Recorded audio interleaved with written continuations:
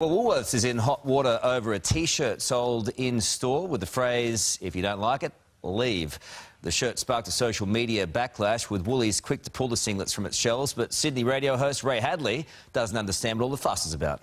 What's the big deal? It's not offensive. If you don't like it, leave it. I mean, what's the problem? I mean, why? There's 1,200 people, and you know why I'm convinced I'm right? Because the Greens agree with him. So I must be right. All right, we're joined by Greens MP Adam Bandt. Now, Adam, what's the go? Ray Hadley agrees with you. Well, I think this is a victory for social media. One guy saw a picture of this saw this in Cairns, took a picture of it, posted it on Twitter. We put it on our Facebook page at lunchtime yesterday. By the evening, about 500,000 people had seen it and said, look, hang on, we're a country that unites people, doesn't divide them. And by the afternoon, Woolies, to their credit, I think they did the right thing. They said, look, we don't think that this is appropriate to be put on our shelves in a family supermarket, so we're going to take it off, and I take my hat off to them. No, hang on a second. It looks like Ray might have got his wires crossed there a little bit. He thought that the Greens were agreeing with him and that it doesn't really matter, it's going a little bit too far.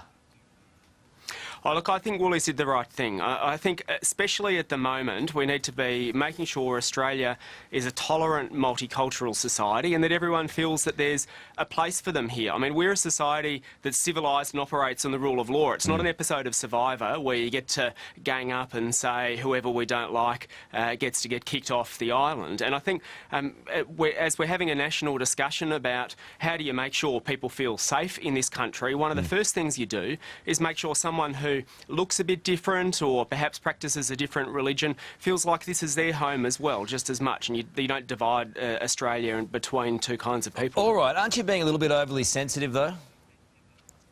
I think if you put yourself in the shoes of someone who is walking down the street and they see this T-shirt, it's not exactly sending a message of inclusion and welcome, is it? I mean, well, it's the drama is, saying... the drama is, though, as you know, Adam, there'll be places all around Australia that sell T-shirts that any particular group could find offensive. Isn't that living in a democracy?